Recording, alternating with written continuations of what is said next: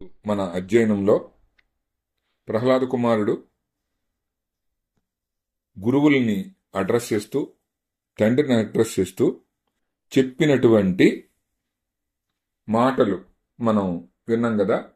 ఏం చెప్పాడు ఆయన, ఎలా చెప్పాడు అన్నది విన్నాం. అంటే మనం ఇక్కడిక్కడే ఉన్నాం. ఒరిజినల్గా చెప్పుకోవాలంటే 170, 172 ఈ పద్యాల దగ్గరే ఉన్నాం. ఒకసారి ఒక ప్రయత్నం చేసి తీసుకుని వచ్చారు గురువులు. ఏం చెప్పారు, ఆయన బతిమాలుకున్నారు కూడా చెప్పాలంటే ప్రహ్లాద కుమారుని. ఇంకేం చెప్పారంటే తీసుకుని వచ్చి ఇక్కడ మీకు చెప్పారంటే 158లో 158వ పద్యం మీ దగ్గర పుస్తకాలు ఉన్నవాళ్ళు చూస్తే కనుక, త్రిప్పకు మన్న మా మతంబులు దీర్ఘములై త్రివర్గ పాఠములు తిప్పకు మన్న నేడు మన దైత్యవరేణ్యుని మ్రోల మా మొనమ్మును చెప్పిన నీతి గాని మరి చెప్పకు మన్న నీ విరోధి నీతులను విప్పకు మన్న దుష్టమగు విష్ణు చరిత్ర కథార్థజాలముల్ అంటూ ప్రహ్లాద్ కుమార్ని వేడుకుంటున్నారు వీళ్ళ 108వ పద్యంలో అని చెప్పి గురుగారి దగ్గరికి తీసుకుని వస్తే హిరణ్యకశిపుడి దగ్గర తీసుకుని వచ్చి ఫస్ట్ ఇంట్రొడక్షన్ లో 161వ పద్యంలో చెప్తారు, శిక్షించితి మన్యములగు పక్షంబులు మాని నీతి పారంగుడయ్యన్ రక్షో వంశాధీశ్వర వీక్షింపుము నీ కుమారు విద్యాబలమున్. ఇది ఎంత చాలా కాన్ఫిడెంట్ గా చెప్పారు చూడండి. వీక్షింపుము నీ కుమారు విద్యాబలమున్ అంటూ 161లో వారి గురుగారు అక్కడ పిల్లగాడికి, నాయనా నీకు మేమైతే చెప్పామో నేను చెప్పిందే చెప్పు మీ తండ్రి గారి దగ్గర, మేము చెప్పిన దానికి వ్యతిరేకంగా పలకబోకు, గొప్పవైన ధర్మ అర్థ కామశాస్త్ర విషయాలలో ప్రశ్నిస్తే జాగ్రత్తగా మర్చిపోకుండా సరి అయిన సమాధానం చెప్పు, మేము నేర్పిన నీతి పాఠాలే పలుకు, మన విరోధి అయిన విష్ణుమూర్తి మాట మాత్రము ఎంత మాత్రమే ఎత్తమాకు, దుష్టమైన విష్ణు కథలను ఆ చరిత్రలను గురించి అసలు మీ తండ్రి గారి ఎదుట మాట్లాడవద్దు, మర్చిపోకు నాయనా అంటూ కొంచెం తప్ప చెప్పి అన్న ఒక ఛందస్సుతో ఉత్పలమాల్లో త్రిప్పకు మన్న మా మతము దీర్ఘములైన త్రివర్గ పాఠముల్ తప్పకు మన్న నేడు మన దైత్యవరేణ్యుని మ్రోల ఏమమున్ చెప్పిన నీతిగాని మరి చెప్పకు మన్న నీతి విరోధి నీతులన్ మరి చెప్పకు మన్న విరోధి నీతులన్ విప్పకు మన్న దుష్టమగు విష్ణు చారిత్ర కథార్థజాలములు. విరోధి దైవమైనటువంటి విష్ణువు గురించి వారు చెప్పిన నీతులు చెప్పొద్దు, విష్ణు కథలను చెప్పొద్దు అని 2 విషయాల గురించి చెప్తే ఏవైతే చెప్పొద్దు అన్నాడో అవే మన ప్రహ్లాద్ కుమారుడు ఇక్కడ చెప్పినట్టు కనిపిస్తాయి చూడండి. అంతేనండి. 168 దాంట్లో 168 ల్యాండ్ మార్క్ పద్యం అని చెప్తుంటాం కదండి. 167 168 2 కూడా మంచియే. అందులో 167లో నవవీర భక్తి మార్గముల గురించి తనురుద్భాషల సఖ్యమును శ్రవణమున్ దాసత్వమున్ వందనార్చనములు సేవయు ఆత్మలో నెరుకయున్ సంకీర్తనల్ చింతనంబను నీ 9 భక్తి మార్గముల సర్వాత్మని హరిన్ నమ్మి సజ్జనుడై ఇండుట భద్రమంచు తలుతుంద సత్యంబు దైత్యోత్తమా అంటూ మొదలుపెట్టాడు. ఫస్ట్ మొదలు పెట్టడమే ముందు ఏదైతే అక్కడ రెండు అప్లికేషన్స్ ఇచ్చారు గురువులు ఏదైతే ఉన్నాయో వీడికి, నాయన ఆయన నీతుల గురించి చెప్పొద్దు, ఆయన కథల గురించి చెప్పొద్దు అన్నారు. ఇక్కడ ఫస్ట్ నీతి గురించి చెప్పుకుని వచ్చాడు. ఏ రీతి 9 విధమైనటువంటి భక్తి మార్గములలో ఏ మార్గములోనైనా వెళ్ళి సజ్జనుడిగా బతకడము భద్రమంచు తలుతుని సత్యంబు దైత్యోత్తమాన్లో రీకన్ఫర్మేషన్. ఓకే, వన్స్ అగైన్ చెప్పడమే కాదు, ఇది ఖచ్చితమైంది. ఇప్పుడు నేను ఏదో చెప్పాను అంటే నేను చెప్పిందని నేను వినాలా అన్న పరిస్థితి. ఇక్కడ సత్యంబు దైత్యోత్తమ నీకు తెలియదు లేవయ్యా, నేను చెప్తున్నది విను అన్నట్టుగా చెప్తున్నాడు ఇక్కడ తండ్రికి. అది పోతే అక్కడ నవవిధ భక్తి మార్గాలకి ఉపాయములైనటువంటి మన కర్మేంద్రియాలు జ్ఞానేంద్రియాలు ఎలా పనికి వస్తాయో చెప్పినటువంటి చక్కటి పద్యావళిలు 169, 170.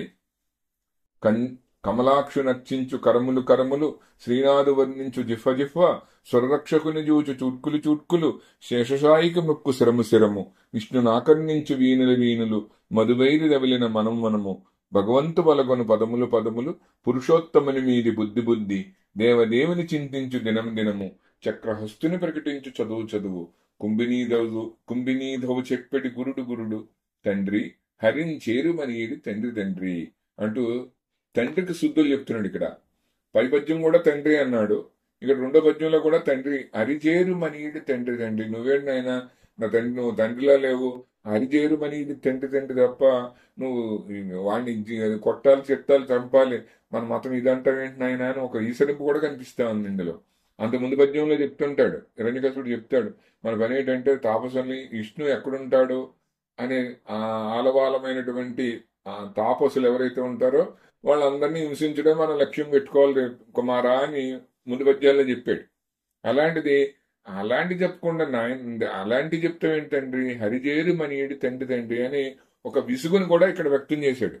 అక్కడ తండ్రి చెప్పిన దాన్ని ఆ పద్యాన్ని మనం దృష్టిలో ఉంచుకుంటే ఇందులో ఉన్న ఒక చిన్న విసుగు అనే శబ్దం మనకి తండ్రి హరియంజేరు మనీయుడి తండ్రి తండ్రి అని, హరించి చేరుకోనాయన, అక్తి మీద హరి మీద భక్తి కలిగి ఉండిన ఆయన అని చెప్పేవాడే తండ్రి అని తండ్రులు ఎలా ఉండాలో కన్ఫర్మేషన్ కూడా ఇచ్చాడు. అక్కడ సత్యంబు దైత్యోత్తమా అన్నాడు, ఇక్కడికి వస్తువులకి తండ్రి అలాంటి తండ్రే తండ్రి, మిగతా వాళ్ళు తండ్రి కాదు కానే కాదు పో అన్నాడు. ఇంత ఖచ్చితంగా చెప్పే పిల్లగాడు చెప్తుంటే ఎలా ఉంటది ఈ పరిస్థితి అని ఆలోచిస్తే ఆయనకు కోపం వచ్చి హిరణ్యకశిపుడికి పట్టుతర నీతి శాస్త్ర చయ పొరగు చేసద మంచు బాలున్ ఈవటు గొన్నిపోయి వానికి అనర్హములైన విరోధి శాస్త్రముల్ కుటిలత చెప్పినాడవు, భృగు ప్రవరుండ ఒటుంబు నమ్మితిని కటకట బ్రాహ్మణాకృతినిగాక యథార్థపు బ్రాహ్మణుండవే అంటూ ఇక్కడ గురువుల్ని, పిల్లవాడు కదా మనకైనా సరే చిన్న స్మాల్ కన్సర్న్, పిల్లల్ని తప్పు చేసినట్టయితే పిల్లల్ని కొంచెం స్మాల్ సాఫ్ట్ కార్నర్ పెట్టుకొని దానికి బాధ్యులైన వాళ్ళని అనుకోవడం మామూలుగా అనుకునేదే. ఇంకా 174లో నేను చెప్పుకున్నాం, ధర్మేతర వర్తనులను దుర్మంత్రులైన జనుల దురితములొందన్ మర్మముల గలిచి కల్మష కర్ముల రోగములు పొందు కైవడి విప్రా అంటూ ఇది తత్వం అండి ఈ పద్యంలో ఉన్నది. దుర్మార్గులను రోగాలు పట్టి బాధిస్తాయి అంటే మంచోళ్ళని పట్టుకుని బాధించవండి, మంచోళ్ళకి కూడా రోగాలు వచ్చినాయి కదండి అని అడగకపోయినా ఇక్కడ మంచివాడు దుర్మార్గుడు అనే మన క్లాసిఫికేషన్ లో మంచివాళ్ళలో కూడా కొన్ని దుర్మార్గపు ఛాయలు ఉంటాయి. అంటే 80% మంచోడు అయ్యి ఓ 10% 20% చెడ్డోడు అనుకోండి, సరే ఈయన మంచివాడి క్లాసిఫికేషన్ లో వేసేద్దాంలే అని మంచివాడి కింద వెళ్ళిపోతాడు ఆయన. ఇంకా దుర్మార్గుడు అనుకోండి, వాడిలో కూడా కొంచెం మంచితనం ఉంటుంది ఎక్కడో, కాకపోతే 90% దుర్మార్గం ఉండే ఓ 10% మంచి ఉంటే ఏం ఉపయోగం లేక దుర్మార్గుడు అయిపోతాడు. అంటే 100% ప్యూర్ నెయ్యలేగా 100% దుర్మార్గుడు 100% మంచివాడు అని ఓ క్లాసిఫికేషన్ లో. అందుకనే మనం ఏ సెక్షన్ లో కూడా 3 రకాలు ఉన్నవాళ్ళు అని చెప్తారు, 3 క్లాసిఫికేషన్స్ ఇస్తారు. అంటే అధములు, మధ్యములు, ఉత్తములు అని. దుర్మార్గుల్లో కూడా ఫస్ట్ ర్యాంక్, మధ్య ర్యాంకు, చివరి ర్యాంకు. ఎందుకు ఈ 3 ర్యాంకులు రావడానికి ఏంటి కారణం అంటే వాళ్ళు ఇంత పట్టమరించిన మంచి లక్షణం ఏదో ఉంటుంది అనమాట. అలాగనే మంచి వాళ్ళలో కూడా చెడ్డ లక్షణం ఉంటుంది, చెడ్డోళ్ళలో మంచి లక్షణం ఉంటుంది. ఇలా ఏ జన్మలో ఎవరు ఏ రకమైన జన్మలు తీసుకుని ఉన్నారో తెలియని లక్షణాల్లో వారికి సంక్రమించినటువంటి పాప పుణ్యములు పరిగణలో తీసుకుంటే వారు అనుభవించే, ఇప్పుడు ఆయనండి ఏ దురలబాటు లేదండి, ఏ ఇది లేదండి, చాలా మంచోడండి, ఏమిటో ఆయనకి కిడ్నీస్ ప్రాబ్లం వచ్చిందండి, హార్ట్ ప్రాబ్లం వచ్చిందండి అని మనం మెచ్చుకోలుగా వింటున్న సందర్భాలు వింటా ఉంటాం. ఇది దీనికి సమాధానం దొరకాలి అంటే ఇగో ఇలాంటి చదువుకున్నప్పుడు ఖచ్చితంగా ఆన్సర్ దొరుకుతాయి. దుర్మార్గుడు అంటే అన్ని దుర్మార్గ పనులే చేయాలని లేదు. ఆ జన్మలో ఏదో కిట్టుబాటుగా భగవంతుడికి సమ్మతము కాని పని లేక శాస్త్ర విరుద్ధమైన పని చేసి ఉంటాడు. అది కాస్త పాపమై రూపాంతరం చెంది పాపం కాస్త రోగం కింద మారింది అన్నది. ఈ రోగాల బారిన పడిన వారిని చూస్తే ఇది ఎక్కడి నుంచి మొదలైంది, ఎక్కడి నుంచి ఎక్కడికి కనెక్షన్ ఉంది అంటే ఇగో ఈ పద్యంలో, ఒక్క పద్యంలో వాళ్ళకి చిన్న కంద పద్యంలో చెప్పారండి. దుర్మార్గులను రోగాలు పట్టి బాధిస్తాయి, అలాగే ధర్మం తప్పిన వాళ్లను, కుటిలమైన ఆలోచన గల వాళ్లను, పాపాలు చుట్టుకుని ఆ పాపాల వల్ల వాళ్ళు నానా బాధలు పడతారు. అంటే రోగగ్రస్తులే కావక్కర్లేదు. చెప్పాలి అంటే ఒక సందర్భంలో సముద్రంలో డిప్రెషన్ వచ్చిందండి. బెంగాల్లో అల్పపీడనం మొదలైంది. అనగానే మనకి ఆకాశం మేఘావృతం అవడం, బలమైన గాలులు వీయడం, భారీ వర్షాలు కురవడం, అక్కడ భారీ భారీ గాలులతోటి చెట్లు ఒరిగిపోయి, ఈ ఎలక్ట్రికల్ లైన్స్ పడిపోయి, ఇళ్ళు కూలిపోయి నానా బాధలు పడ్డాం. ఈ బాధలు ఏంటి? ఇవి కూడా వాళ్ళు చేసుకున్నటువంటి కృత జన్మలో చేసుకున్నటువంటి పాపాల కారణంగానే ఈ బాధలు. అంటే రోగం ఒకటే పాపానికి ఒక ఉనికి పట్టు అనుకోక్కల. ఈ అనుభవించే బాధలు ఏవైతే ఉన్నాయో, నానా రక బాధలు ఏవైతే ఉన్నాయో, ఇది పాపానికి పిల్లవేర్లు, తల్లివేర్లు, ఇంకేమైనా ఆకులు, కొమ్మలు అనుకోవచ్చు. అందుకని ఆ పాప రాశి ఏదైతే ఉందో, ఆ పాపపు రాశి గత జన్మలో ఎంత ఉందో మనకు తెలియదు కాబట్టి, దాని తీవ్రత మనల్ని ఎలాగ బాధిస్తుందో మనకు తెలియదు కాబట్టి, ఆ పాపపు రాశి తీవ్రత నుంచి మనం దక్కించుకోవడానికి, మనం రక్షించుకోవడానికి మనకున్న ఏకైక మార్గం ఏంటి అంటే దైవస్మరణం మాత్రమే. ఇదండి. ఇప్పుడు ఏదో ఈ రోజు ఇక్కడ దైవస్మరణం మొదలెడితే రేపొద్దున ఉత్తమోత్తమైన జన్మలు రావడం ఒక ఎత్తు అయితే, ఇప్పుడు మనం బతికేది ఎలాగా అన్నది ఆలోచించుకుంటే, ఏ అనారోగ్యం బారిన పడకుండా చక్కటి ఆరోగ్యంతో జీవించాలి అని మనం అనుకున్నాం అనుకోండి, ఖచ్చితంగా మంచి ఓ రకమైనటువంటి క్రమశిక్షణతో కూడుకున్న జీవితంతో పాటు దైవభక్తి కలిగి ఉంటే రోగాల బారిని పడవలసిన పని లేదు. ఇది ఫిలాసఫీ అండి. అలా ఇలా చెప్పడం చెప్పగా ఉంది, లేకపోతే మనకి ఇష్టం లేకుండా ఉంది అన్న యథార్థం అనమాట. కొన్ని యథార్థాలని ఇలా పద్య రూపంలో మనకి అందిస్తారు. అందించి మనకి మనకి న్యాయం జరిగేటట్టు చేస్తారు. కథలా కాకుండా మధ్యలో వచ్చేలా చెప్తారనమాట. ఈ మధ్యలో వచ్చింది చూడండి, ఈ పద్యం 174 పద్యం మీరు మననం చేస్తే దాంట్లో ఉన్న నీతి ఎంత నీతి ఉందో చూడండి. ధర్మం తప్పిన వాళ్లను, ధర్మం పూర్తిగా తప్పొచ్చు, మధ్య మధ్యలో తప్పి మళ్ళీ దారిలోకి రావచ్చు, లేకపోతే ధర్మాన్ని బొత్తిగా వదిలేసి ధర్మానికి విరుద్ధంగా ఉండేవాళ్ళు కూడా ఉన్నవాళ్ళు ఉంటారు. ఈ ధర్మం తప్పిన వాళ్లను, కుటిలమైన ఆలోచన కలవాళ్లను. ఏంటి కుటిలమైన ఆలోచన అంటే? మళ్ళీ మనం చెప్పుకుంటాం కదండి, మాటికి చెప్పుకుంటాం కదా, మనసు యొక్క కేంద్రం, ఆలోచనలకు కేంద్రం, సంకల్ప వికల్పాలకి అదే ఆధారము, దాన్ని బుద్ధి పరిష్కారము, బుద్ధి కంట్రోల్ చేస్తూ ఉంటుంది. బుద్ధి తప్పినప్పుడు మనిషి పతనం అయిపోతూ ఉంటాడు అని మనం చాలాసార్లు మన భగవద్గీతలో సాంఖ్యయోగంలో ఆ శ్లోకంకి వెళ్ళిపోతాం.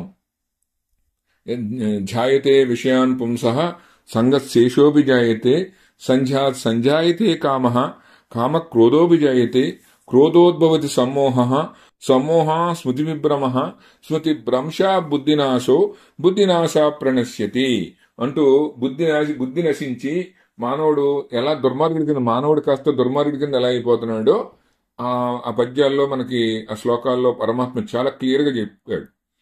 ఝాయతే విషయాన్ పుంసః, ఝాయతే విషయాన్ పుంసః, విషయములందు ఆసక్తి మొదలు అక్కడి నుంచి సంజాయతే కామః కామ క్రోధోభిజాయతే క్రోధోద్భవతి సమ్మోహః సమ్మోహ స్మృతి విభ్రమః స్మృతి భ్రంశ బుద్ధినాశో ప్రణశ్యతి.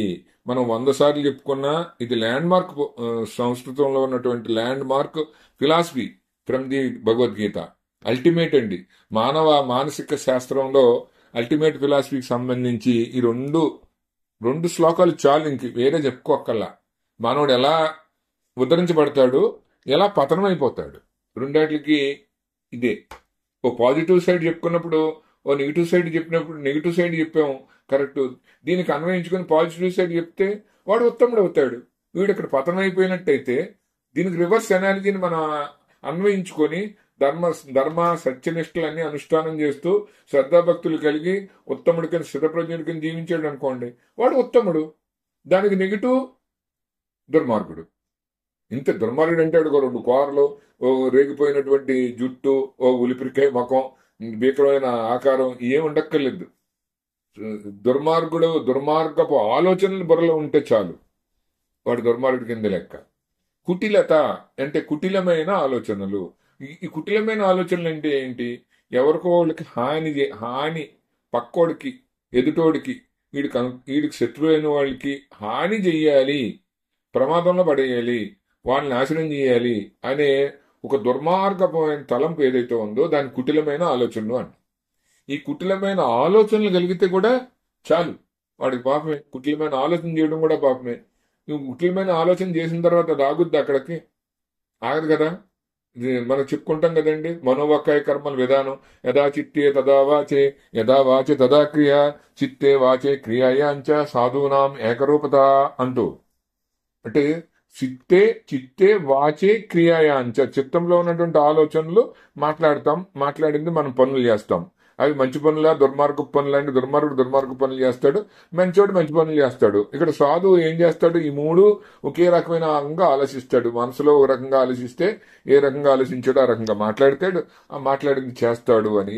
ఇది ల్యాండ్ మార్క్ శ్లోకం కాబట్టి ఎన్నిసార్లు మనం మననం చేసుకున్నా మన చుట్టూరునే తిరుగుతూ ఉంటుంది.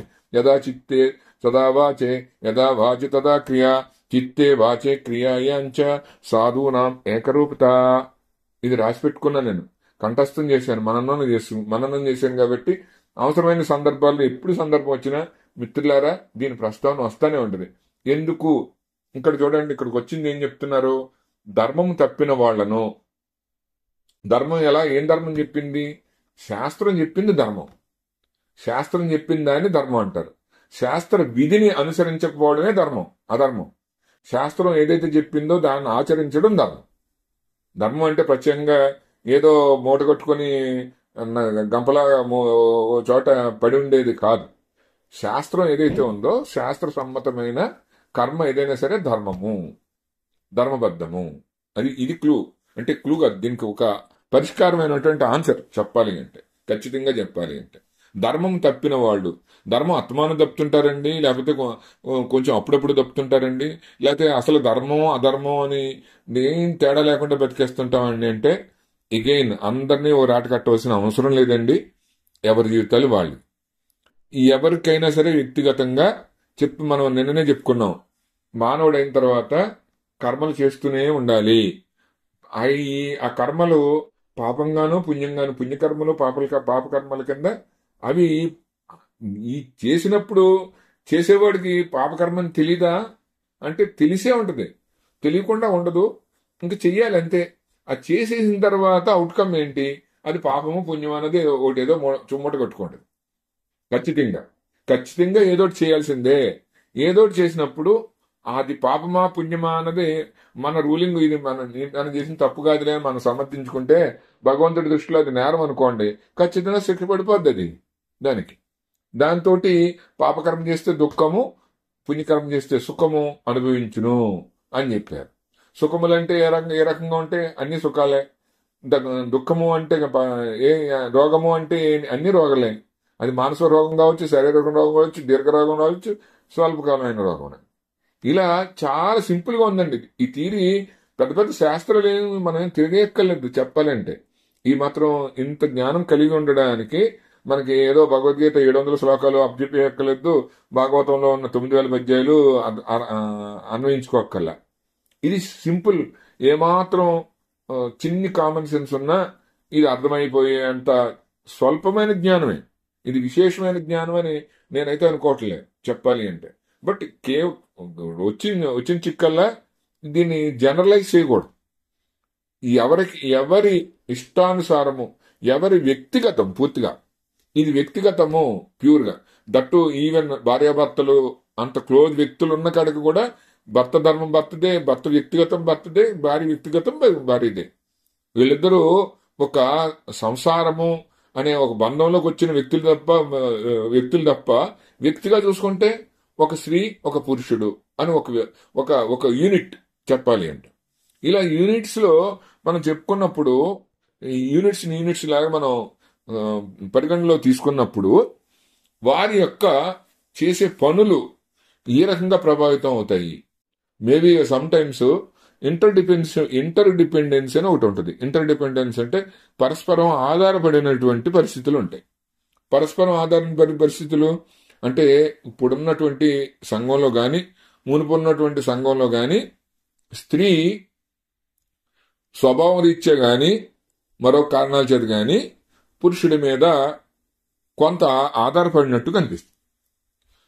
శారీరక ధర్మం ప్రకారం కానీ ఉన్న సమాజంలో ఉన్నటువంటి పరిస్థితుల పట్ల వల్ల కానీ ఏ కారణం చేత అయినా సరే స్త్రీలో ఉన్న సుకుమారత్వం కానీ శరీర దారోగ్యం కానీ మరోటి కానీ దృష్టిలో పెట్టుకున్నప్పుడు స్త్రీ కొంతవరకు పురుషునితోటి ఇంటర్ డిపెండెన్స్ లో కనిపిస్తూ ఉంటుంది పాత్ర.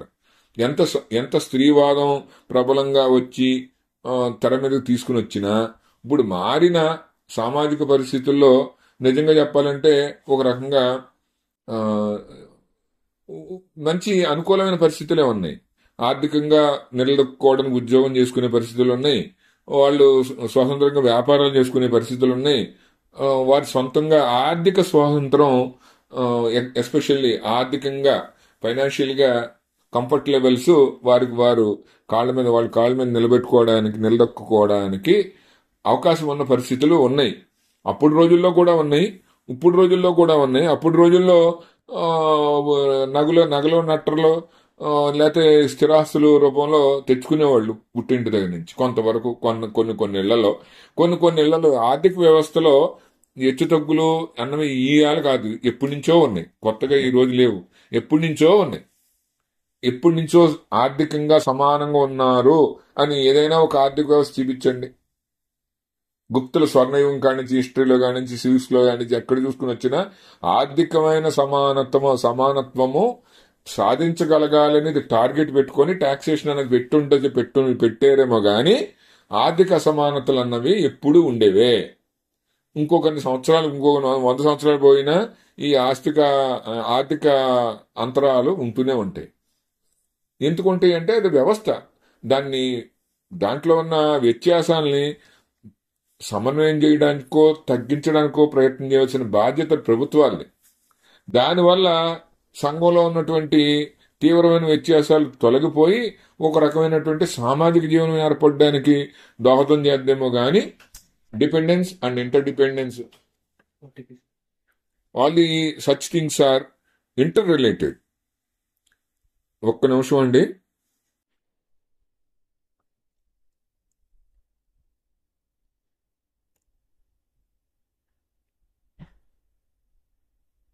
ఇంకా ఏమైనా ఉన్నాయా? ఒకటేనా? ఎవరిది? End use of 56966. 66. Thanks. Sorry, ఈ ఫ్లోలో చిన్న బ్రేక్ కి ఐఎమ్ సారీ. అంటే ఇక్కడ ఒక సామాజికమైనటువంటి విషయం వచ్చిందని ఇంత వివరంగా మనం మాట్లాడుకుంటున్నాం తప్ప మన పట్ల ఏ రకమైన దోషాలు లేవు. మన పట్ల దోషాలు లేకపోతే మరొకటి అంటే మన కాంట్రిబ్యూషన్ టువర్డ్స్ ద సొసైటీ అంటూ, అంటే మంచి పనులు, దోషాలు మంచి పనులు అనుకుందాం, రెండూ లేవు.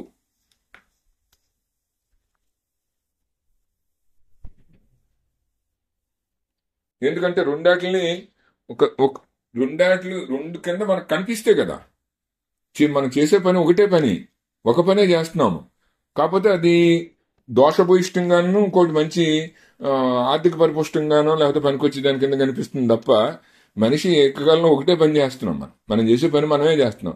నేను చేసే పని నేను చేస్తానండి, అయ్యేదేదో అవుద్ది, అది ఏమవుద్దో దైవాధీనం. ఇక్కడ మళ్ళీ ఈ పరిస్థితి ఏర్పడడానికి మళ్ళీ ఇలా కుటిలమైన ఆలోచనలు కలగడం, ధర్మం తప్పడం అనే ఈ రెండు ఏవైతే ఉన్నాయో దైవయోగం చేత కలుగును. ఇక్కడ క్వశ్చన్ వస్తే కనుక ఆన్సర్ కూడా దైవయోగం చేతనే జరుగును, అది కూడా దైవయోగమే. ఈ దైవయోగం అంటే ఇంటర్ రిలేటెడ్ టు మళ్ళీ సంచిత మనకు సంచిత కర్మలు, ప్రారంభ కర్మలు ఇలాంటివేవో ఉన్నాయి కదా. తీరి పునర్జన్మ సిద్ధాంతానికి మళ్ళీ అక్కడికి వెళ్ళిపోవాల్సిందే మనకు ఆన్సర్ దొరకాలి అంటే. మాటికి అక్కడికి వెళ్ళిపోవాలి, అక్కడ తెలుసుకోవాలి, మళ్ళీ మన జ్ఞానాన్ని పరిపుష్టం చేసుకోవాలి. అప్పుడే మనం అధ్యయనంలో మనకి మనం తెలుసుకున్న జ్ఞానం సుస్థిరం అవడానికి కారణం. ఇది ఇది ఇన్నిసార్లు చెప్పుకున్న తర్వాత జ్ఞాపకం ఉండకపోవడానికి, లేకపోతే ఇది పనికొచ్చిదండి పనికిరాందండి ఈ బరిని మీకు మనసులో లింగర్ అవుతానే ఉంటుంది. ఓ ఇది దైవయోగం చేతనే ధర్మం తప్పినా, దారి తప్పినా, కుట్లమైన ఆలోచనలు వచ్చినా, దైవయోగము నా నెగిటివ్ యోగం నా కారణం ఉంది అని చేత నేను అనుభవిస్తున్నాను, కర్మను అనుభవిస్తున్నాను.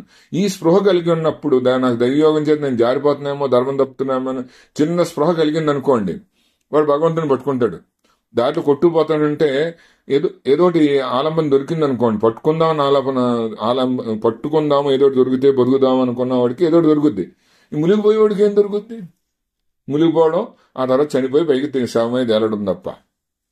ఇది పరిస్థితిలో ఇక్కడ ధర్మేతర వర్తనులను దుర్మంతులైన జనులు దురితములొందన్ మర్మములు కలచి కల్మష కర్ముల రోగములు పొందు కైవడి విప్రా అంటూ ఈ నీతిని ఎవరు చెప్తున్నారండి? హిరణ్యకశిపుడు ఆ గురువుల్ని, చండామార్కుల వారిని ఉద్దేశించి చెప్తున్నాడండి. ఎంత ఇది జ్ఞానం, ఇది జ్ఞానం. జ్ఞానం అన్న తర్వాత రాక్షసుడు చెప్పాడా, ఇంకొకటి చెప్పాడా అన్నది తర్వాత విషయం. మన పోతన గారి మధ్యలో ఏ పాత్రలోకైనా దూరి ఏమైనా చెప్పగలుగుతారు. అదే ఆయన గొప్ప విశేషం. అనిన రాజునకు పురోహితుడిని ఇట్లని 175లోకి వస్తే అని మండిపడుతున్న మహారాజుతో గురువు అతి వినయంగా ఇలా అన్నాడు. ఏమన్నాడు? తప్పులు లేవు మా వలన దానవనాదా, తప్పులు లేవు మా వలన దానవనాదా, విరోధి శాస్త్రములు చెప్పము, క్రూరులై పరులు చెప్పరు, మీ చరణంబులాన సుమ్మెప్పుడు మీ కుమారునకు నింతయు నైజమనీషమెవ్వరు చెప్పిడి పాటిగాదు, ప్రతిచెంత తలంపుము నేర్పు కైవడిన్ అంటూ ఓ చిన్న అపాలజీస్ చెప్పుకుంటున్నారు. చూడండి, తప్పులు లేవు మా వలన దానవనాదా. ఫస్ట్ మా తప్పు అయితే ఏమీ లేదండి అని ఎవరైనా సరే ఫస్ట్ అడ్వకేట్ చేసుకునేది మా తప్పు లేదు. విరోధి శాస్త్రములు చెప్పము. మేము ఎందుకు చెప్తామండి? మీ ఇష్టానికి వ్యతిరేకంగా విరోధి శాస్త్రములు ఎప్పుడైనా చెప్తామా? అస్సలు చెప్పము. క్రూరులై పరులు చెప్పరు. ఎంత క్రూరులైనా మీ చుట్టూరుతో ఉన్న వాళ్ళందరూ మీ పరివారమే కదా. ఇంకొకరు ఎవరైనా చెప్పడానికి అవకాశం ఏమైనా ఉందా? క్రూరులై పరులు చెప్పరు, మీ చరణంబులాన. ఇక్కడ మళ్ళీ ఒట్టు పెట్టుకుంటున్నారండి. నమ్మడానికి ఒక ఆధారం ఉండాలి కదండి. ఏదైనా చెప్పిన దానికి ఒక ఒట్టు అంటే ఓ ప్రమాణం అనమాట. ఒట్టు అన్నది చాలా సింపుల్ గా కనిపిద్ది కానండి, మనం చెప్పిన దానికి ప్రామాణీకరణం ఏదయ్యా అంటే ఒట్టు అనమాట. దేవుడి మీద ప్రమాణం చేసి చెప్తాను అంటే చెప్పిన దానికి ఒక నిబద్ధత కావాలంటే ఏం కావాలి? ఏదో ఒక ఆలంబన కావాలి. అక్కడ మీ పాదములాన అంటే రాజుగారు ఇక్కడ పాదముల మీద ఒట్టి ఎందుకు పెట్టుకుంటున్నారు అని ఆలోచిస్తే మీకు అన్నీ అర్థమైపోతాయండి. భగవంతుణ్ణి ప్రార్థించేటప్పుడు భగవంతుడి పాదాల దగ్గర నుంచి మొదలెట్టాలి అన్నారు. మానవుల్ని స్తుతించేటప్పుడు వాళ్ళ మొహం నుంచి ప్రారంభించాలండి అన్నారు. ఇక్కడ ప్రభు హిరణ్యకశిపుడు దేవుడితో సమానం. ఒరిజినల్ గా చెప్పాలి అంటే ఆ దేవుడు విష్ణువు కావచ్చు, లేకపోతే శివుడు కావచ్చు, వాడి దృష్టిలో దేవుడు. అంచేత మీ పాదముల మీద ఒట్టేస్తారు. మోస్ట్ ఆఫ్ ఈ సందర్భంలో పాదముల మీద ఒట్టుగా మీ పాదములు శ్రీచరణముల ఈ భగవంతుడి పాదములు లాంటివి. అంచేత ఆ పాదముల అనగా అంటే చెప్తున్నాం, మేము మీ పాదముల మీద ఒట్టు స్వామి, మేమేమి మీ అబ్బాయికి తప్పుడు మాటలు, తప్పుడు శాస్త్రములు మేము చెప్పలేదు. మిగతా వాళ్ళు ఎవరు కూడా ఆయనకి తప్పుడు పనులు చెయ్యమని చెప్పేటంటే క్రూరులు ఎవరు కూడా లేరు.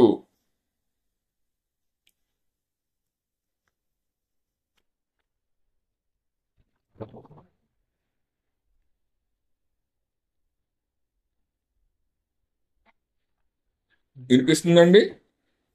హలో, నా మాట వినిపిస్తుందండి? ఓకే, నాకు కొంచెం చిన్న డౌట్ వచ్చింది, వినిపిస్తుందో లేదో అని చిన్న డౌట్ వచ్చి చెక్ చేసుకుంటున్నాను. ఓకే, మీ చరణములానా అని అండంలో అక్కడ వాళ్ళిద్దరికి సన్నివేశం ఎవరెవరి మధ్యలో ఉన్నది అని మనం ఊహించుకుంటే హిరణ్యకశిపుడికి చండమార్కుల వారికి మధ్యలో మాట్లాడుకుంటున్నారు. ఇక్కడ ప్రహ్లాద్ కుమారుడు పక్కన ఉన్నాడు. ఆ దృశ్యాన్ని ఊహించుకోండి. ఎవరు ఎలా మాట్లాడాలి, మాట్లాడితే ఎలా ఉండాలి అనేది కూడా మనకి ఇలాంటి పురాణ గ్రంథాలు చదవడం వల్ల కొంత అవగాహన రావడానికి కూడా అవకాశం ఉంది.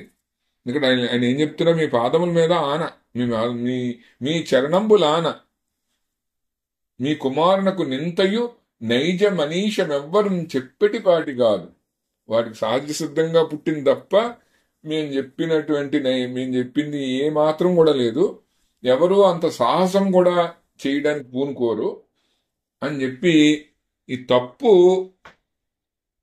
మా దగ్గర లేదు, ఇదంతా ప్రహ్లాద కుమారుడి పట్లే ఉన్నది అని ఫోకస్డ్గా ప్రహ్లాద కుమారుడినే ఫోకస్ చేసి చెప్తున్నారండి. ఎవరు పక్కోళ్ళు ఎవరో చెప్పరు, మేము చెప్పలేదు, మిగతా వాళ్ళు ఎవరు కూడా చెప్పడానికి సాహసం చేసేంత పరిస్థితులు లేవు. ఇంకెలా వచ్చినట్టు వీడికి బుద్ధి అంటే, వాడికి సహజంగా వచ్చింది, వాడికి ఆడంతటి వచ్చింది. అంచేత ఇది మా పట్ల మేము చెప్పింది మా తప్పులైతే కావు అని వాళ్ళు ఎక్స్క్యూజెస్ చెప్పుకుంటున్నారని 176లో. 177లోకి వద్దాం. మిత్రులము పురోహితులము పాత్రులమే మదియుంగాక భార్గవులము, నీ పుత్రుని ఇటువల జేయంగ శత్రులమే దైత్య జలది చంద్రమా వింటే అంటూ ఇదొక పద్యం.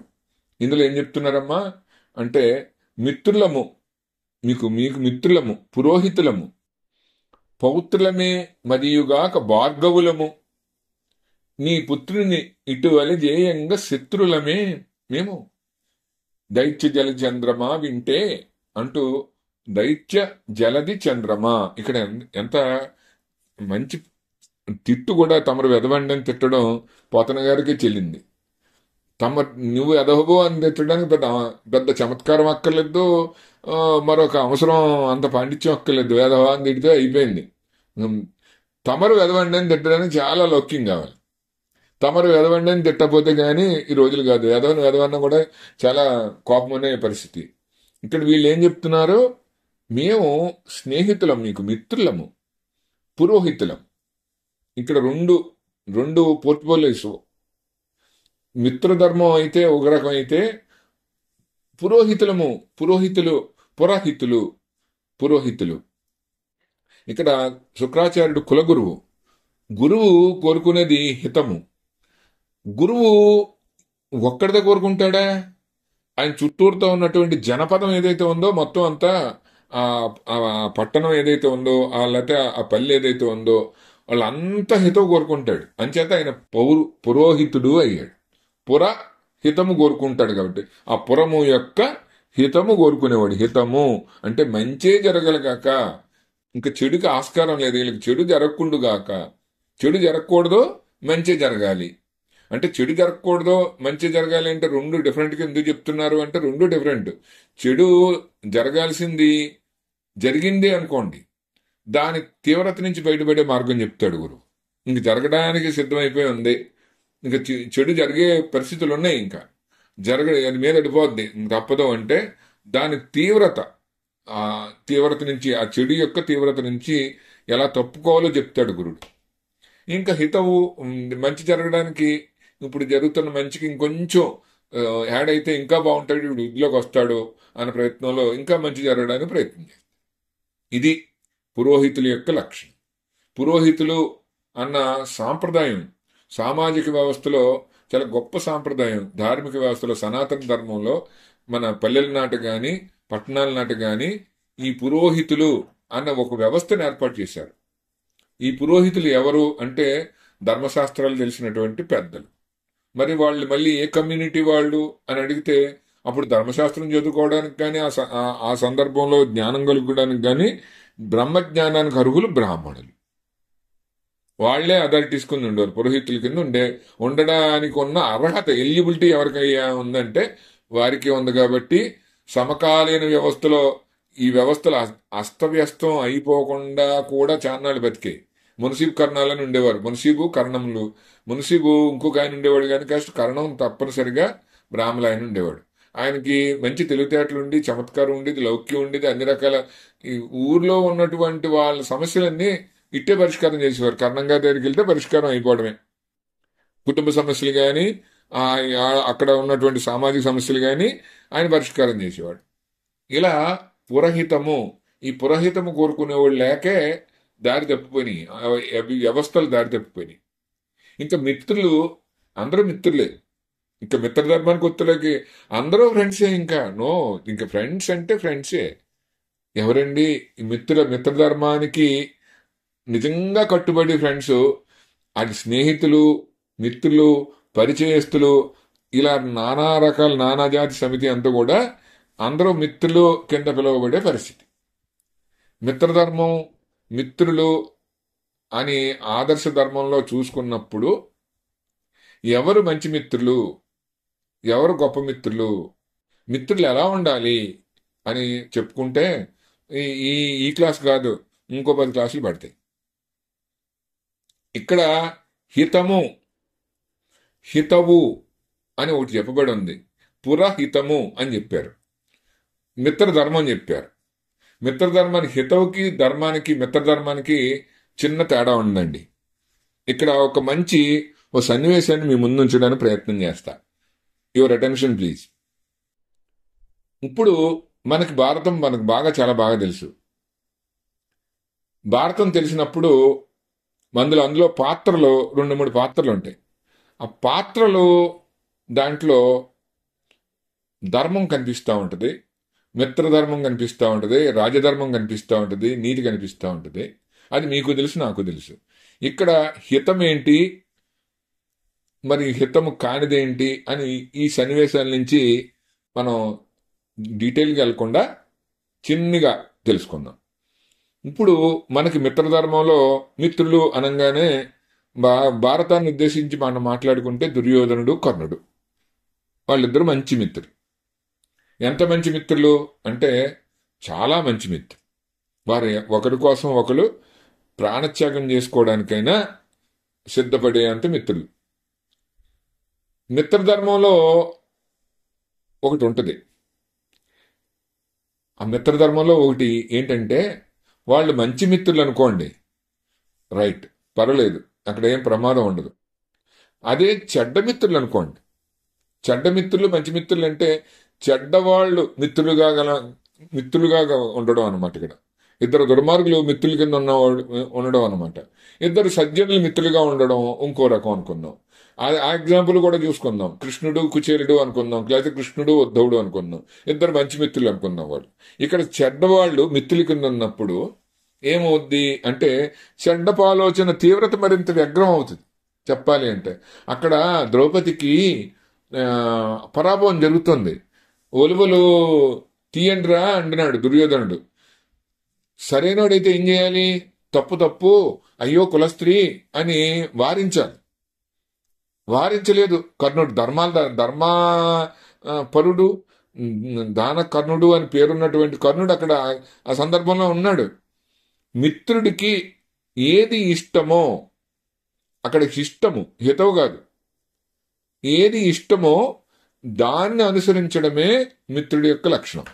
అది చెడ్డదా, దొంగతనమా, ఇంకో క్రూరమైన పైన, ఇంకొక నీచమైన పైన, ఇంకో నికృష్టమైన పైన వదిలేస్తే స్ట్రాంగ్ ఫ్రెండ్ అయితే గనక ఆ స్ట్రాంగ్ ఫ్రెండ్, సోకాల్డ్ ఫ్రెండ్, ఆ తుచ్చమైన ఏదైనా ఆ పని ఏదవని దాన్నే ఫాలో అవుతాడు. అప్పుడు జరిగేది మహాభారతంలాగా అనర్థమే. ఆ రోజు అక్కడ ఈయన మంచి మిత్రుడు అయ్యి, నాయనా దుర్యోధన ఫ్రెండు, తప్పురా ఇది, ఇలా చేయొద్దు అని ఆగాడు అనుకుందాం. కాసేపు జరగని పని జరిగిపోయిన వాటికి, జరిగిపోయిన పెళ్లికి బాధ్యాలు ఎందుకు కానీ అంటే అక్కడ ఆపున్నట్టయితే మహాభారత యుద్ధం లేదు. చూడండి, మిత్రధర్మంలో మిత్రధర్మానికి ఉన్న కట్టుబడిన కర్ణుడు, ఆ ఇద్దరు మిత్రులు ఇందాక అనుకున్నాం సజ్జనులు మిత్రులుగా కలిగిన సందర్భం ఎలా ఉంటది, ఇద్దరు మిత్రులు అంటే దుర్మార్గులు మిత్రులుగా కూటమి ఎలా ఉంటది. ఈ కూటమిలో ఆడికి ఇష్టం, అవతల మిత్రుడికి ఏది ఇష్టమో దానికి అడ్డం చెప్పకుండా బాగుంది సై అంటే మిత్రధర్మం అనమాట. నో అంటే మిత్రధర్మం కాదు. రైట్. ఇంకా హితవు కొత్తులోకి చప్పగా ఉంటది, దానిలా ఉండదు. మిత్రధర్మంలో హుషారుగా చేసే పనికి స్టెప్పలేమన్నట్టు ఉండదు. ఇక్కడ విదురుడు ధృతరాష్ట్రునికి నీతి చెప్తాడు. నీతి చెప్పి, నీ తమ్ముని బిడ్డలు వాళ్ళు, ఎవరో పాండురాజు కుమారులు, నీ తమ్ముని బిడ్డలు. నిన్ను ఎంతో గౌరవంగానూ ప్రేమగానూ సంభాళించుకునే మహనీయులు వాళ్ళు, చాలా మంచివాళ్ళు. వాళ్ళకి జరిగింది ఏదో జరిగింది. కృష్ణుడు రాయబారి కింద వచ్చాడు. వాళ్ళకి ఇవ్వాల్సిన రాజ్యం వాళ్ళకి ఇచ్చేయి. వాళ్ళకి ఇవ్వాల్సిన రాజ్యం వాళ్ళకి ఇచ్చేసి వాళ్ళని కూడా నీ కొడుకుల్లానే సమానంగా చూసుకో. అప్పుడు ఈ రకమైన గొడవలు, ఏ రకమైన గొడవలు ఉండవు. వాళ్ళు నీ పట్ల నువ్వు ఉన్నన్నాళ్ళు నువ్వు పెదనాన్నగారు అని గౌరవంతో నిన్ను గౌరవం చేస్తారు తప్ప నీ మీదకి యుద్ధానికి రారు. అంచేత వాళ్ళ నుంచి ఏ రకమైన ప్రమాదం ఉండదు. అంచేత వాళ్ళతో ప్రమాదం వస్తుందని కాదు, నువ్వు వాళ్ళకి ఇవ్వాల్సిన రాజ్యాన్ని ధర్మబద్ధంగా ఉత్తర ప్రేమతోటి సమానంగా నువ్వు వెలిసిన ధర్మాన్ని నువ్వు నిర్వర్తించి వాళ్ళ రాజ్యాన్ని వాళ్ళకి ఇచ్చేవయ్యా అన్నాడు విదురుడు. ధృతరాష్ట్రుడు విన్నాడా? దీన్ని హితవు అంటారు. హితవు చప్పగాను కషాయంలాగానే ఉండదు. సమ్ టైమ్స్ చప్పగా ఉంది కాబట్టి మనకు వద్దు. మనకి ఎప్పుడు నార్మల్గా మనకు పనికొచ్చి మాటలు కానీ, పనికొచ్చి పనులు కానీ, పనికొచ్చి ఆహారం కానీ ముందే సహించదు నార్మల్గా. ఇది ధృతరాష్ట్రుడి యొక్క లక్షణాల్లో అప్పటి నుంచే ఉంది. ఈ ఈ ఈ- ఈ రకమైన అవస్థ నుంచి కొత్తగా ఏం రాలేదు కాబట్టి అక్కడ హితవు కానిది అంటే అది మిత్ర ధర్మం అనుకోండి, ఇంకోటి అనుకోండి. హితవుకి మిత్రధర్మానికి ఉన్న తేడా మీకు స్పష్టంగా తెలిసింది అని నేను అనుకుంటున్నా. ఇక్కడ హితవు ఇక్కడ ఇలా చప్పగాను ఉపయోగపడేలానూ ఉంటుంది. అక్కడ చురుకుగాను ఒక్కొక్కసారి ప్రమాదకరిగాను ఉంటుంది. అక్కడ మనుషులు పాత్రను బట్టి కూడా మారిపోయింది. ధర్మం మారిపోయింది. మిత్రధర్మం మారిపోయింది. మిత్రధర్మం ఏంటి అని అనుకుంటే, మిత్రధర్మానికి ఎగ్జాంపుల్ వాళ్ళిద్దరూ ఆదర్శ మిత్రులు, దుర్యోధనుడు కర్ణుడు. అందులో డౌటే లేదు. కాకపోతే వాళ్ళిద్దరూ అనుకోకుండా ఓ రకమైన మనుషులు అయ్యారు. వారి ఆలోచనలు కుటిలమైన ఆలోచనలని, కుటిలమైన ఆలోచన ప్రమాదానికి దారేసి. ఇక్కడ మిత్రులము పురోహితులము అన్నారండి. అందుకు వెంటనే పడిన మాట మిత్రులము పురోహితులము. మేము అందరికీ మంచి జరగాలని కోరుకుంటాం. మిత్రధర్మంలో మీలాగేదో అంటే మీకు ఇష్టమైందే మేము పలుకుతాము అనుకునేవు సుమా, అనుకునేది కాదు. మేము చాలా మంచివాళ్ళం సుమా అని చెప్పి వాళ్ళు అడ్వకేట్ చేసుకుంటున్నారనమాట. అంచేత మిత్రులకి, మిత్రధర్మానికి, పౌరోహిత్య ధర్మానికి ఉన్న తేడా, హితము కాని దానికి ఉన్న తేడా హితము ప్రియము అని రెండు మాటలు అనమాట. ఇక్కడ చెప్పాలి, నిజంగా చెప్పాలంటే హితము ప్రియము. హితము చప్పగా ఉంటుంది, ప్రియము కొంచెం స్పైసీగా ఉంటుంది అనమాట చెప్పాలంటే. ఇక్కడ సో ఫ్రెండ్స్, ఇక్కడ హితము ప్రియముకి రెండాట్లకి ఉన్నటువంటి డిఫరెన్స్ తెలుసుకున్నాం ఎగ్జాంపుల్ తోటి. ఇక్కడ మనకి కథలోకి వస్తే మిత్రులము పురోహితులము పాత్రులము, నీ దయకు పాత్రులము అంటే ఎలిజిబిలిటీ మాకు, మేము గురువులుగా మా ఎలిజిబిలిటీ మాకు ఉంది. మీ దగ్గర మేము గురుస్థానంలో ఉన్నవాళ్ళు. మరియుగాక భార్గవులము, మేము భృగువంశీయులం, మంచి గొప్ప వంశంలో పుట్టిన వాళ్ళు. మేము తప్పుడు పనులు చేయడం అన్నది మా ఇంట వంట లేదు. నిప్పు గణికలు లాంటి వాళ్ళు అనమాట. అంచేత మాకు ఇన్ని క్రెడెన్షియల్స్ పట్టుకొని నువ్వు అనుమానించడము కరెక్ట్ కాదు అని వాళ్ళకు ఉన్నటువంటి వాళ్ళ స్టాండ్ వాళ్ళకి చెప్తూ ఉంటారు. ఇదే ప్రక్రియ మీకు అంటే కోర్ట్స్ అది మీకు ఎవరికి తెలియదు కాబట్టి, కోర్ట్స్లో రాసేటప్పుడు ఆ కౌంటర్లో ఆయన చాలా ఇన్నోసెంట్ అండి, ఎప్పుడు ఏ రకమైన ఏదో పని చేయలేదు, ఆయనకి ఏదో పని చేయడమే రాదు అని వాడి క్యారెక్టర్ ఎస్టాబ్లిష్ చేయడానికి కూడా ప్రయత్నం చేస్తారు. వాడు చేసిన పనులతో పాటు సెక్షన్ మరో దాంతో పాటు ఆయన వ్యక్తిగా ఇలాంటి వాడండి అని చెప్పడానికి ప్రయత్నం చేస్తారు. ఇక్కడ జరిగింది కూడా అదేనండి. మేము భార్గవ వంశీయులు. ఈ ఆయన వంశం, ఈ చండామార్కుల వారి వంశం భార్గవుల వంశం, భృగు వంశీయులు. భృగువు వంశమూల పురుషుడు ఆయన. అంత గొప్ప వంశంలో పుట్టి మేము త్వరపట్లు చేస్తామని నువ్వు అనుకోకు తండ్రి అని చెప్పి వాళ్ళ క్రెడెన్షియల్ ఇక్కడ చెప్పుకుని వస్తున్నారు. రెండవది, మేము నీకు మేలు కోరేవారమే గాని నీ కుమారునికి బోధించడానికి మేము ఏమైనా శత్రులమా చెప్పు అని కొంచెం నచ్చ చెప్పడానికి, అనునయంగా చెప్పడానికి. ఏమైనా నీ మంచి కోరుకునేవాళ్ళం నీ కొడుక్కి మేము ఎంత చెడ్డ చేసి చెప్పే అవసరం ఏముంది మాకు అసలు? Justify this. ఈ జస్టిఫికేషన్ లో మీకు నీ కొడుక్కి మేము రాంగ్ చెప్పాల్సిన రాంగ్ శాస్త్రాలు కానీ రాంగ్ టీచింగ్ అని చేయవలసిన అవసరం ఏమొచ్చింది మాకు అని చెప్పి చిన్న సైజు ప్రాధేయపడినంత వాళ్ళు అడ్వకేట్ చేసుకుంటున్నారు అనమాట. వాళ్ళ నిజాయితీని ఆయన ముందు ఉంచుకుంటున్నారు. కాకపోతే ఇక్కడ ఆయన మహా తీవ్రమైనటువంటి కోపంలో ఉన్నాడు, మహాకోపంలో ఉన్నాడు. అసలే కొడుకు కాస్త చవటైపోయి బాగు చేయని ఎవరికైనా అప్పచెప్పి చవటకని తీసుకుని వస్తే ఏ తండ్రికైనా వచ్చే కోపం అలాంటిది, కాస్త అటు ఇటుగా. అందుకు హిరణ్యకశిపుడు మినహాయింపు కాదు, మరొకడు మినహాయింపు కాదు, మనకైనా అంతే వచ్చి అవసరాన్ని బట్టి అవకాశాన్ని బట్టి, అందుకన్నా మరి కాదు. ఇక్కడ నెక్స్ట్ అని చెప్పినటువంటి గురువులు అలా అనేటప్పటికీ హిరణ్యకశిపుడు ఆయనపై ఆగ్రహం మాని కొడుకుని చూసి ఇలా అన్నాడు. ఇంక కోపం ఆయన దగ్గర నుంచి వాళ్ళ వైపు నుంచి ఇటు కొడుకు మీదకి షిఫ్ట్ అయింది ఆయన దృష్టి, హిరణ్యకశిపుడి యొక్క దృష్టి. కొడుకుని అంటున్నాడు, ఏ రాసుంటా అన్నట్టు చూసి, వజ్జలు చెప్పనీ మతి మజ్జాతుడవైన నీకు మరి ఎవ్వరిచే నుజ్ఞాతమయ్యే బాలక తజ్జనులం పేరుకొనము తగనామ్రోలన్ అంటూ చిన్న పద్యంలో చెప్పాడు. వజ్జలు చెప్పని ఈ మతి, వజ్జలు అంటే ఉపాధ్యాయులు చెప్పనటువంటి ఈ మతి, ఈ బుద్ధి మజ్జాతుడవైన నీకు మరి ఎవ్వరుచే నుజ్జాతమయ్యే. ఇక్కడ రెండు విషయాలు గట్టిగా పద్యాన్ని భావం ఎలా తెలుస్తుంది మనకి.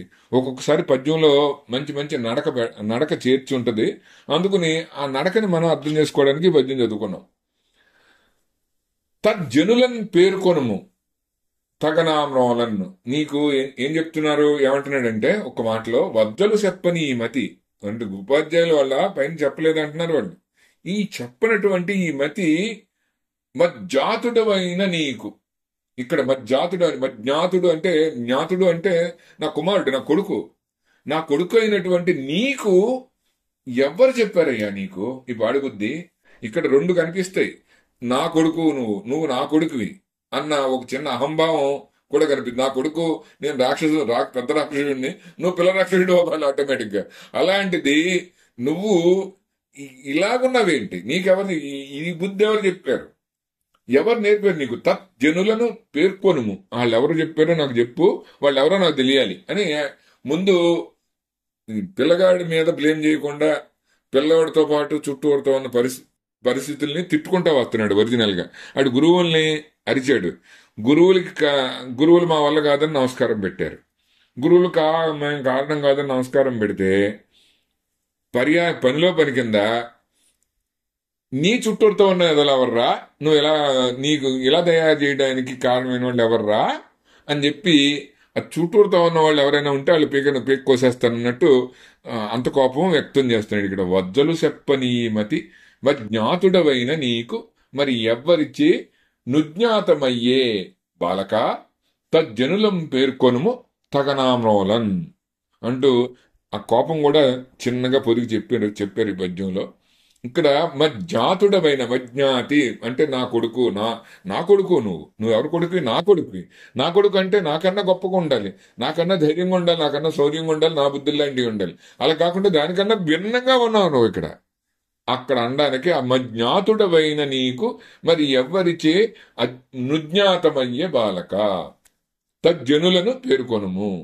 ఇది నీకే, వీళ్ళు కాకుండా ఇలా ఎవరు చెప్పారో నీకు చెప్తే వాళ్ళ సంగతి అయితే నేను చూద్దాను అన్నట్టుగా వాళ్ళ సంగతి చెప్పమంటున్నాడు. ఈ విషయములు నీకు ఉపాధ్యాయులు చెప్పలేదు, నా కుమారుడిపైన నీకు ఇలాంటి పాడు బుద్ధులు ఎలా వచ్చాయి?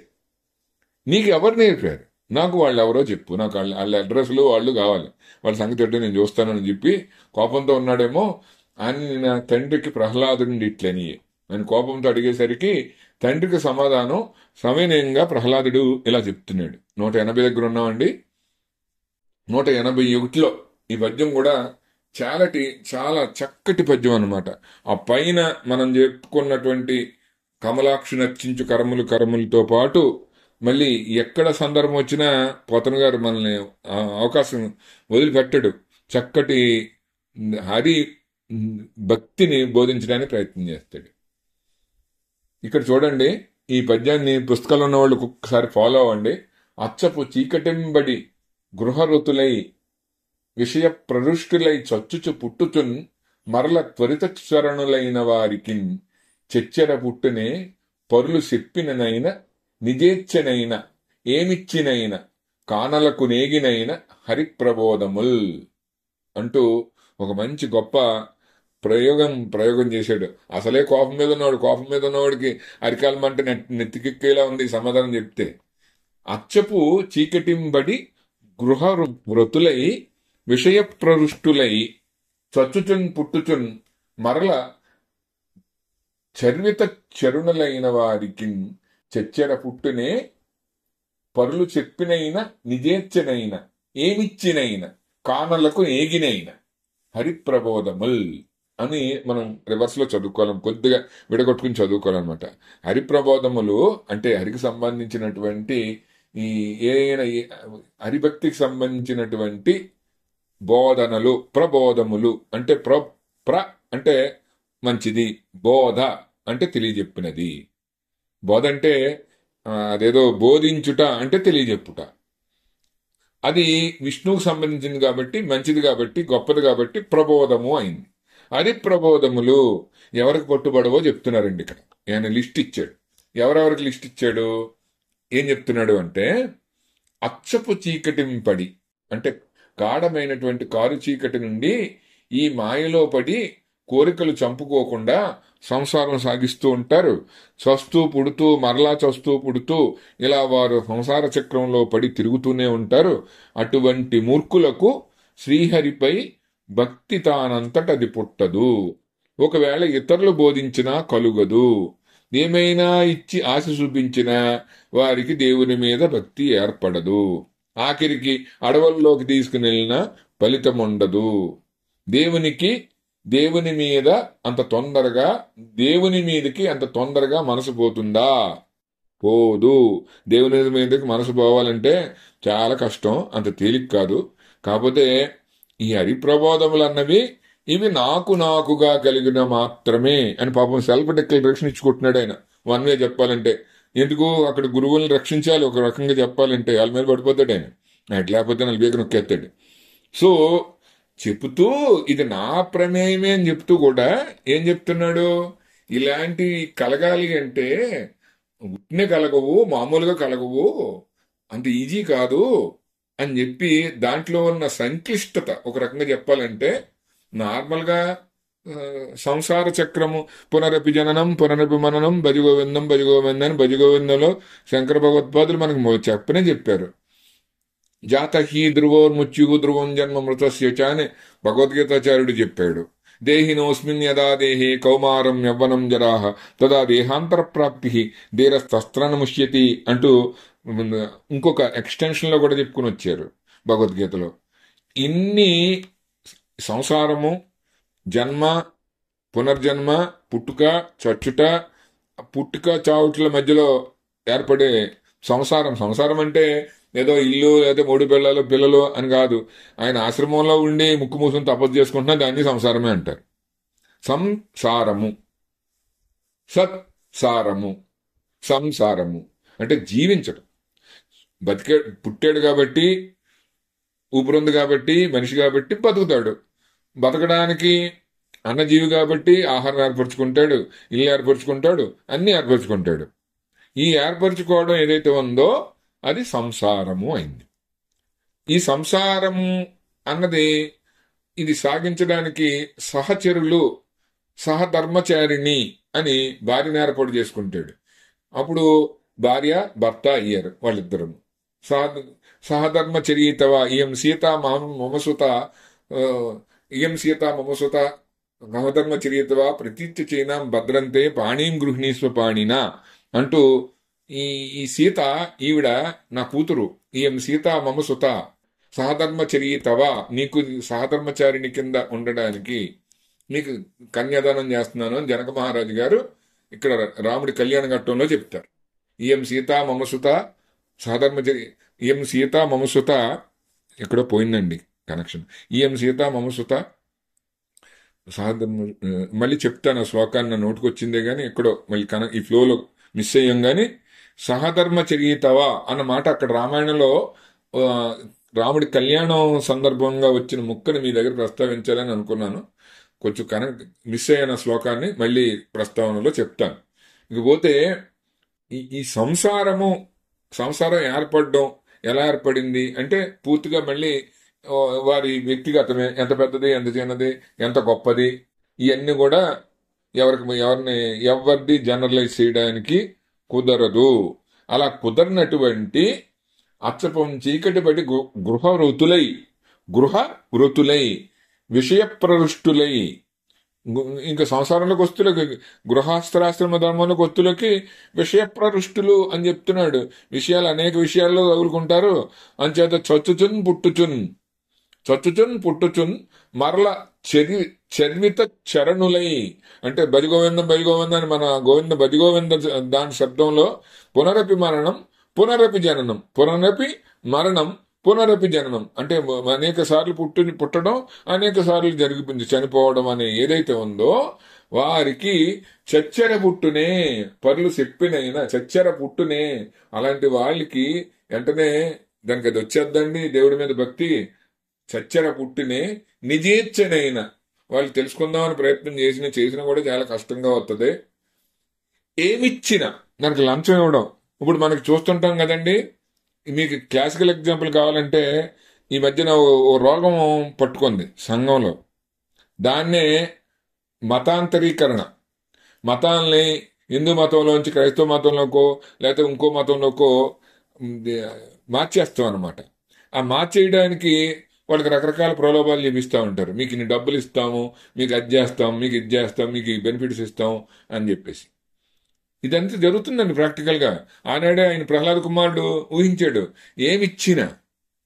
ఏమిచ్చినైనా కానులకు ఏగినైనా హరిప్రబోధములు చెచ్చరబొట్టునే అని చదువుకోవాలి. హరిభక్తి అన్నది దానంతటా అది పుట్టదు. ఒకవేళ అలాంటి ఇలా ఎవరైనా బోధించినా కలుగదు. ఏమైనా ఆశ చూపించినా భగవంతుడి దేవుడి మీద భక్తి ఏర్పడదు.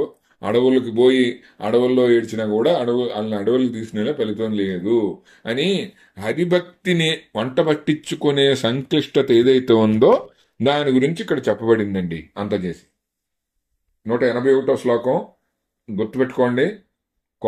మంచిది, గొప్పది.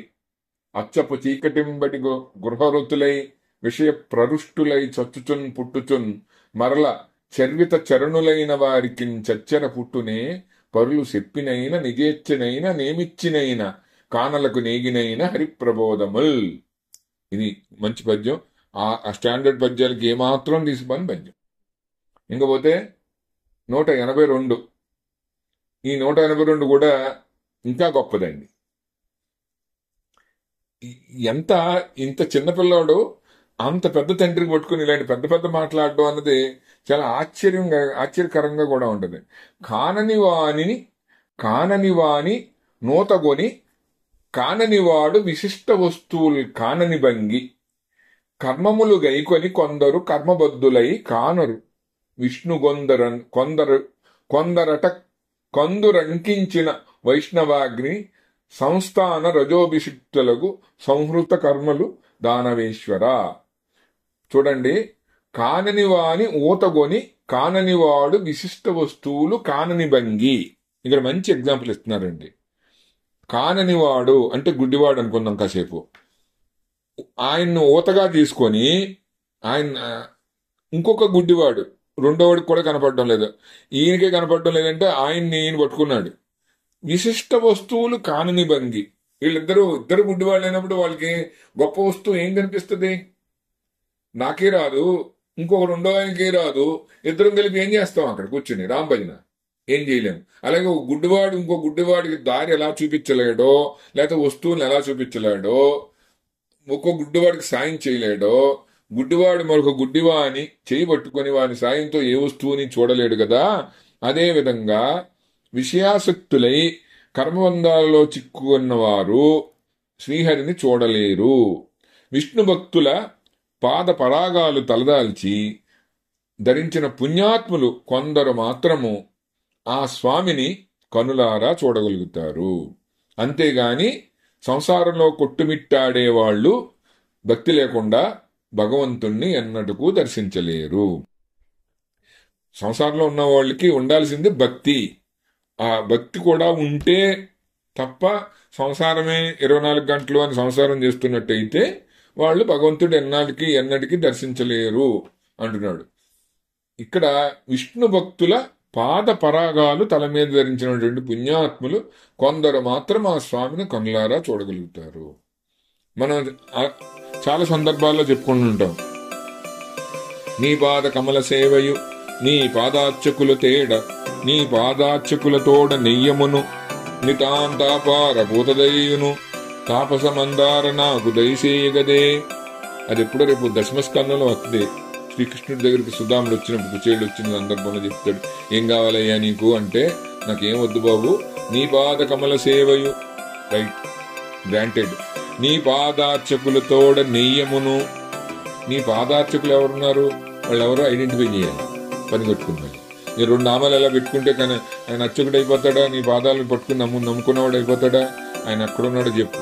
వాళ్ళతోటి స్నేహం కలిగేలా చేయాలి. ఇక్కడ మిత్రత్వము అనే మాటకి ఆ పద్యంలో మనకి చాలా మీనింగ్ఫుల్ స్నేహం గురించి, ఎవరితో స్నేహం చేయాలి అన్నది కూడా మనకు అక్కడ దొరికిపోద్ది. నీ పాదార్చకులతోడ నెయ్యమును. 3వ లక్షణం ఏంటి, నితాంతాపార భూతదయ. నితాంతాపార భూతదయ. భూతదయ అన్నది గొప్ప విషయం. దయ కలిగి ఉండడం, దయ కలిగిన మనసే దైవ మందిరం. నిజంగా భగవంతుడు వాళ్ళ మనసులోనే ఉంటాడు. పరమాత్మ దయాళువు అని చెప్తారు. పరమాత్మ యొక్క లక్షణం అది దయ అన్నది. కొందరిలోనే మనం చూస్తుంటాం. అది నితాంతాపార అపారమైనది ఉండి ఎల్లప్పుడూ 24/7 ఆ సైన్ ఏదైతే ఉందో, ఆ లక్షణం ఏదైతే ఉందో మనలో ఉండే, అది మనలో స్థిరంగా ఉండేలాగా అనుగ్రహించమని కోరుకున్నాడు. అలా ఇక్కడ కొంతమందే స్వామిని చూడగలుగుతారు. విషయాసక్తులై కర్మబంధాల్లో చిక్కున్నవారు మాత్రం సంసారంలో విష్ణు భక్తిని మర్చిపోతారు. కాబట్టి ఆ భక్తితోటి పరిపుష్టం చేసుకోలేరు. కాబట్టి భగవంతుణ్ణి వాళ్ళు దర్శించలేరు అని ఇక్కడికి ఈ పద్యంతో ఈరోజు మన డిస్కషన్ ఆపుకుందాం. రేపు మరికొన్ని విషయాలు జోడించుకుని మళ్ళీ చెప్పుకుందాం.